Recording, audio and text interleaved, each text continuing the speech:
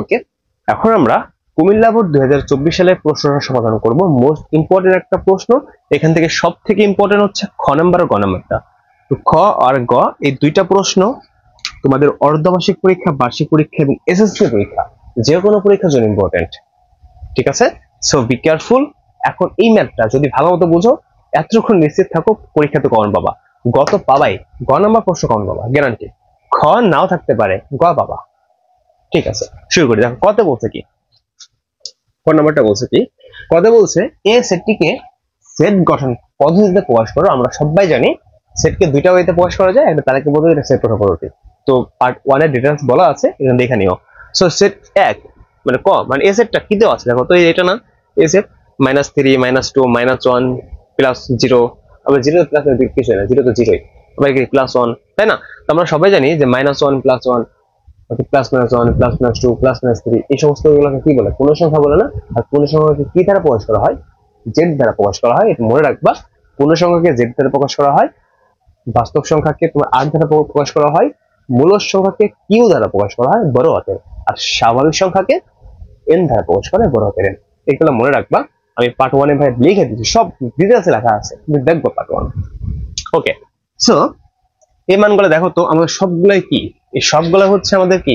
পূর্ণ সংখ্যা। আমি লিখবো কি দেখো, x second bracket x belongs to z, যেন এই সবগুলো মান দেখো তো কি, এই সবগুলো মান -3 থেকে বড় বা সমান এবং x থেকে কি -1। অর্থাৎ এখানে শর্তটা কি লিখলাম, যে এখানে এই যে সমস্ত যে মানগুলো আছে এটাকে আমি x ধরলাম, আর কি উপাদান ধরলাম বেসিক্যালি। এই মানগুলো সবগুলো দেখো তো -3 থেকে বড় না, মাইনাস থেকে, আচ্ছা তুমি একটা কথা বলো তো, -3 বড় নাকি -2 বড়? অবশ্যই -2 বড়। আচ্ছা আমাদের 1 বড় নাকি -3 বড়? অবশ্যই 1 বড়। সো তাহলে যদি এটা হয়, তাহলে আমরা বলতে পারি এই সমস্ত মানগুলো দেখো -3 থেকে বড়, যত গণিত দেবো তত বড় মান, কিন্তু -3 থেকে -2 বড়, -2 থেকে -1 বড়, -1 থেকেও কিন্তু 0 বড়। এখানে বুঝতে হবে কিন্তু 0 থেকে কিন্তু 1 বড়। সো আবার এদিক থেকে এদিকে আসি, 1 থেকে 0 ছোট, 0 থেকে -1 ছোট, -1 থেকে 2 ছোট, -2 থেকে -3 ছোট। তার মানে এখানে কিন্তু এই জন্যই লিখছি আমরা যে -3 থেকে বড় অথবা সমান, -1 থেকে ছোট অথবা সমান, শেষ। এই হচ্ছে তোমাদের ক নাম্বার সেট গঠন পদ্ধতিতে। তো ওইখানে হিজিবিজি দেখা থাকে যে এখানে জেড হচ্ছে পূর্ণ সংখ্যা, লিখে দিও এখানে জেড হচ্ছে পূর্ণ সংখ্যা, যে সংখ্যাগুলো ধারাবাহিকভাবে -3 অপেক্ষা বৃহত্তর এবং 1 বা সমান, এবং 1 অপেক্ষা কি ক্ষুদ্রতর বা সমান। এখানে লিখলেও হয়, না লিখলেও হয়, তুমি জাস্ট এই লাইনটা লিখে দেবা যে পরীক্ষায় আসে। x বিলংস টু, এটা কিন্তু এর মতো হয়ে গেছে, x বিলংস টু z যেন -3 less than equal x less than equal -1, অর্থাৎ -3 থেকে বড় অথবা সমান x এর মান, আর এই x এর মানটা 1 থেকে ছোট বা, আচ্ছা এখানে -1 না, এখানে +1, দুঃখিত, এটা +1, তো +1 অর্থাৎ -3 অপেক্ষা বৃহত্তর, 1 থেকে ক্ষুদ্রতর, 1 থেকে ছোট, -3 থেকে বড় বা সমান, 1 থেকে ছোট বা সমান, -3 থেকে বড় বা সমান, 1 থেকে ছোট বা সমান। আশা করি তোমাদের মাথার মধ্যে ঢুকছে সবার মধ্যে, না বুঝলে কমেন্ট করবা। শেষ, এটা শেষ, এটা কিন্তু শেষ, শেষ। তুমি কি ছোটবেলার সংখ্যা রেখা শিখছিলে না? সংখ্যা রেখার কোন কনসেপ্টটা, হ্যাঁ, পূর্ণ সংখ্যাকে তুমি এভাবে লিখতে পারতা যে 0 0 প্লাস হয় না মাইনাস হয় না, 0 0ই, +-1 +-2 এভাবে লিখতে পারতা এই রেগুলারকে। হ্যাঁ, এটা -3 এভাবে লেখা যায়, তো আর অত পেঁচাবো না, এতটুকু লিখতে হবে। ওকে, খ নম্বরটা দেখো কি বলছে। খ নম্বর, আর অন্যদিকে তালিকা পদ্ধতিতে প্রকাশ করে ডোম নির্ণয় করো। আসলে ডোমেন কিন্তু মজার একটা, আমরা সবাই জানি x এর উপাদানকে বলে ডোম বা ডোমেন, আর y এর উপাদানকে বলে রেঞ্জ। বাট এখানে কিন্তু একটা শর্ত দেওয়া আছে মেবি, তাই না? এই যে শর্ত কি, x - y + 2 যেগুলো 0। সো আমরা লিখবো এখানে কি দেওয়া আছে, আর এর না দেওয়া আছে, আর এর মানটা কি দেওয়া আছে, r = ফার্স্ট ব্র্যাকেট x ও y, যেন x বিলংস টু a আবার y বিলংস টু a। ঠিক আছে, এবং শর্ত দেওয়া আছে x - y + 2 = 0। ওকে, ডান। যেখানে আমাদের বলা হয়েছে এর মানটা, আমি এর মানটা লিখবো, অতএব আর এর বর্ণিত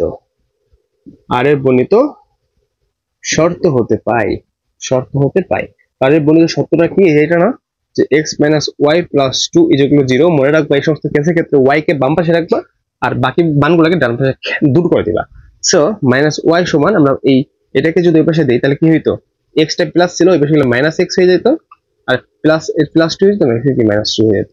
এখন আমরা ওয়াই পক্ষ থেকে দেখো তো, ওয়াই থেকে মাইনাস টু গুণ করে দিতাম, তখন কি ওয়াই সমান এক্স প্লাস টু হইতো। বুঝছো কি করলাম এখানে?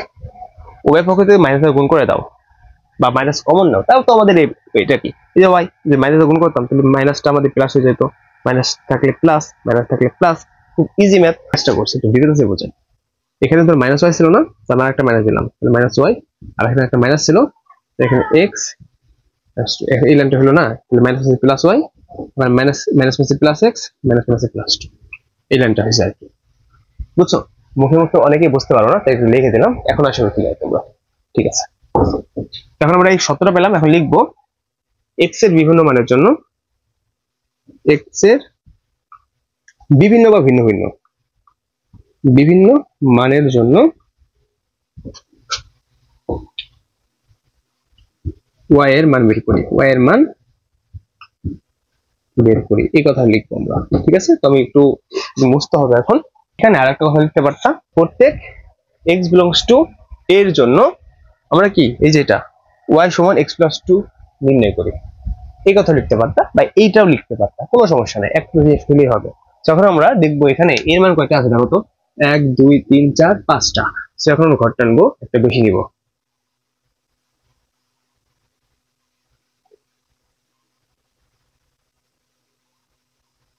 একটা বেশি দেবো, একটা লিখবো এক্স ওয়াই, এখন 5টা আছে, এই যে 5টা, 1 2 3 4 5, 5টা লিখবো, 1 2 3 4, এই হলো 5। ঠিক আছে, যখন প্রথমে দেখো তো এর উপাদানকে আমরা এক্স ধরছি, হ্যাঁ এই উপাদানকে আমরা এক্স ধরছি, এখানে দেখা আছে এক্স বিলংস টু এ, মানে এর উপাদানটা এক্স, আর এখান থেকে যে মানটা পাবো ওয়াই কে বসাবো, ওয়াইটা আমরা অটোমেটিক পেয়ে যাবো এই শর্ততে বসালে। এখানে আমাদের প্রথম কি -3, তারপর -2, তারপর -1 0 আর হচ্ছে 1। এখন এই -3 এক্স এর মান, তো তোমার শর্তটা কি ছিল এটা না, যে এক্স এর জায়গায় -3 বসাও, তো এক্স এর জায়গায় -3 বসাও, তাহলে কি হলো -3 প্লাস 2, -3 থেকে তোমার 2 চলে গেল, তাহলে কত থাকে -1 থাকে না, এই যে -1। আবার এখন এই -2 বসাও, এখানে -2 প্লাস 2 তাহলে 0। আবার এখন এখানে তুমি x এর মানটা -1 বসাও, তো তাহলে 2 থেকে 1 গেলে কি 1 থাকে, আবার তুমি এখানে 0 বসাও, তো 0 আর 2 যোগ করলে কত হয়, 2 তো হবে। আবার তুমি এখানে 1 বসাও, তো 1 আর 3 যোগ করলে 3, শেষ। বুঝছো? আশা করি বুঝতে পারছো। এই জন্য লিখছি x এর বিভিন্ন মানের জন্য y এর মান বের করি। দেখো x এর বিভিন্ন মানের জন্য, এখানে x এর বিভিন্ন মান -3 -2 বিভিন্ন মান, বিভিন্ন মানের জন্য y এর মান বের হলো। অথবা তুমি লিখতে পারতা যে প্রত্যেক x বিলংস টু এর জন্য y সমান x প্লাস 2 বের করি, এই কথাও লিখলেই হইতো, সেটা যেভাবে লিখতে পারে ইচ্ছা। সো এখানে কিন্তু মানগুলো বের করা হয়ে গেল, কিন্তু একটা জিনিস লক্ষ্য করো তো ভাইয়া, আমাদের এই সপ্তাহের মধ্যে, মানে এর মধ্যে কি আমাদের এই যে তোমার, আমি একটা অন্য কালে নেই, দেখো এখানে কি এই 2 আর 3টা আমাদের কি এর মধ্যে ছিল, 2 আর 3 প্লাস 2 আর প্লাস ছিল না, সেই জন্য লিখতে পারবো যেহেতু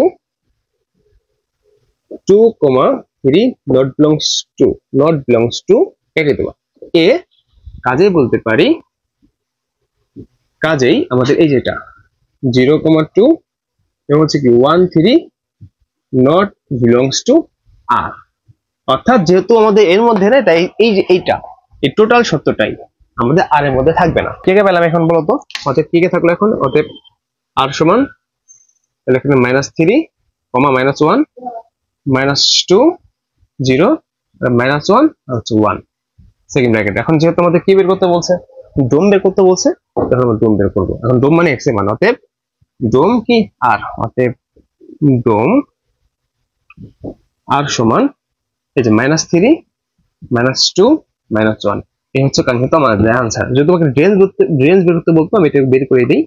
রেঞ্জ বের করতে বলে একই নিয়ম, আর লিখতা রেঞ্জকে অর্ধ প্রকাশ করে এখানে রেঞ্জ লিখে দিবা। এখন -1 0 আর হচ্ছে 1, এটা হচ্ছে আনসার। সো এখানে ডোম বের করতে বলছে, দুইটাই বের করে দিলাম। আশা করি তোমরা সবাই বুঝতে পারছো। হ্যাঁ, না বুঝলে অবশ্যই কমেন্ট করে জানাবো আমাকে।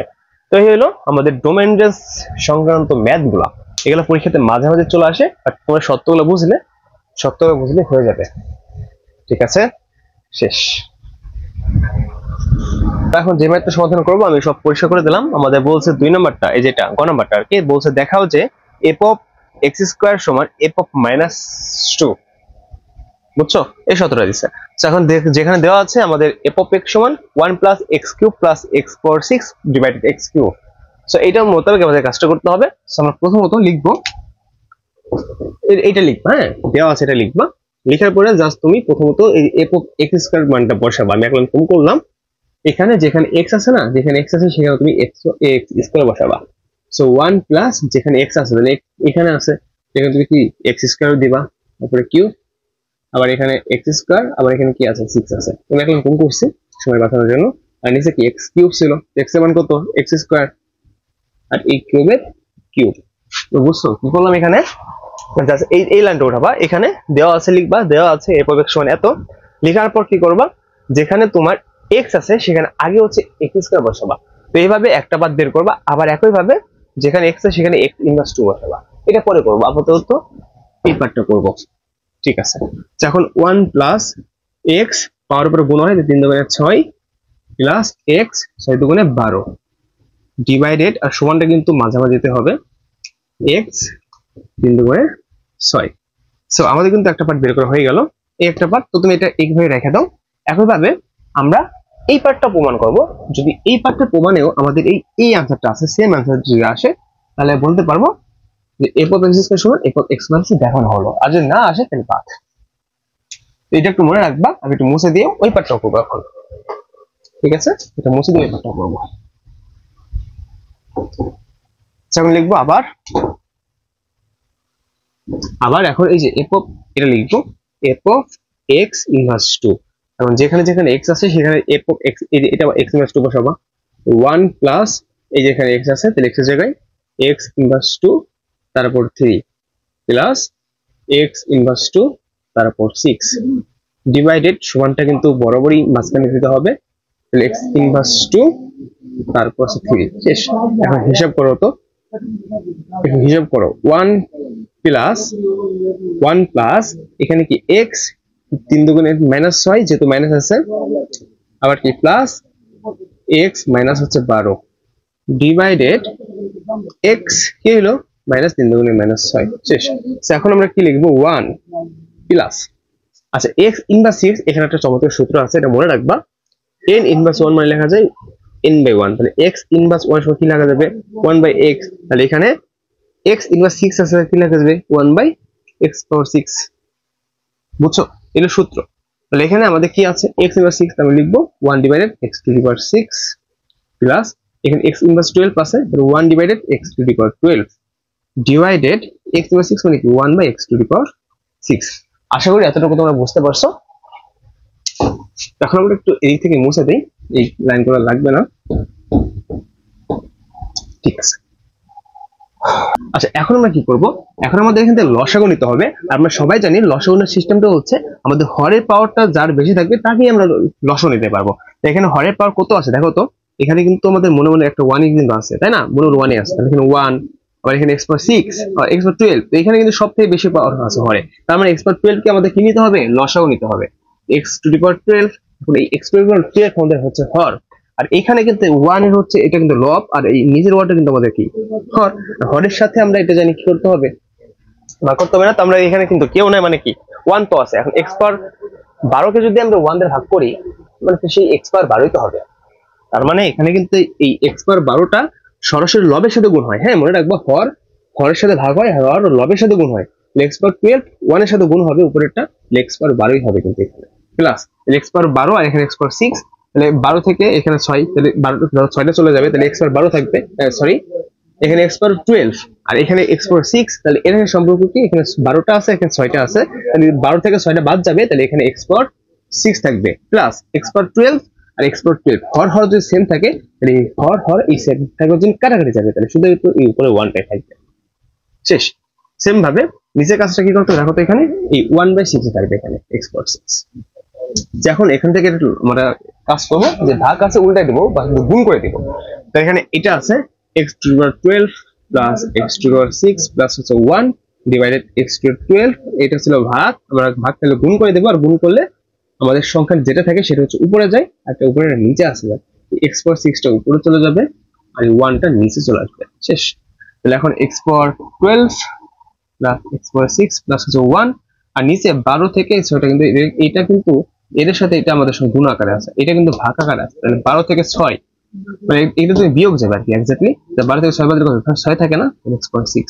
সো আমাদের কিন্তু ওই যে আগের একটা অর্থাৎ f অফ x স্কয়ার যে মানটা আমরা পেলাম সেখানে কিন্তু এই সেম মানটা এসেছিল x of x to the power 12 plus x to the power 6 plus 1 divided x to the power 6, এই মানটা কিন্তু সেখানে হয়েছিল। তাহলে এটা বলতে পারি অতএব f অফ x স্কয়ার সমান f of x equals to, আমাদের কি দেখানো হলো বা প্রমাণিত, শেষ। এই হলো ম্যাথগুলো ভাইয়া, খুব ইজি ম্যাথ। আশা করি তোমাদের সকলকে বোঝাতে পারছি। কোথাও যদি মিস্টেক থাকে ক্ষমা দৃষ্টিতে দেখবা। আমার সর্বোচ্চ তোমাদের বোঝানোর চেষ্টা করেছি, আসলে সবাই বুঝতে পারছো ম্যাথগুলো। ঠিক আছে, আমরা আজকের ক্লাসের লাস্ট ম্যাথটা সমাধান করব। তারপরে আশা করি তোমরা পারবা এই ম্যাথগুলো, এই অধ্যায়ের সকল ম্যাথ সমাধান করতে পারবা।